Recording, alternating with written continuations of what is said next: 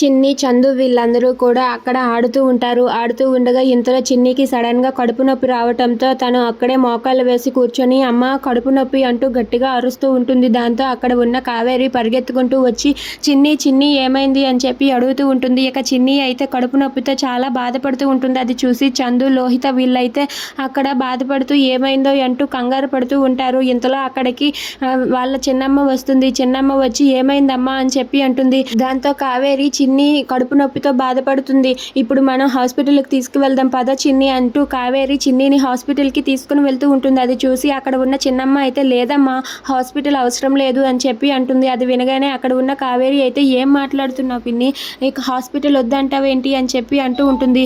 ఒక నిమిషం నేను నీకు చెప్తాను ఉండు అంటూ కావేరి చెవులో చెప్తుంది. అది వినగానే కావేరి ఒక్కసారిగా చాలా హ్యాపీగా ఫీల్ అవుతుంది. ఇక చిన్ని పెద్ద మనిషి అయిందని తెలిసి కావేరి అయితే చిన్నిని గుండెలకు హద్దుకొని తనైతే చాలా సంతోషిస్తుంది. అది చూసి చిన్ని అయితే ఇంకా బాధపడుతూ నొప్పితో తనైతే ఏడుస్తూ ఉంటుంది. అది చూసి కావేరి చాలా సంతోషిస్తుంది. ఏంటమ్మా కడుపు నొప్పని ఏడుస్తూ ఉంటే నువ్వేంటి నవ్వుతున్నావు అని చెప్పి అంటుంది.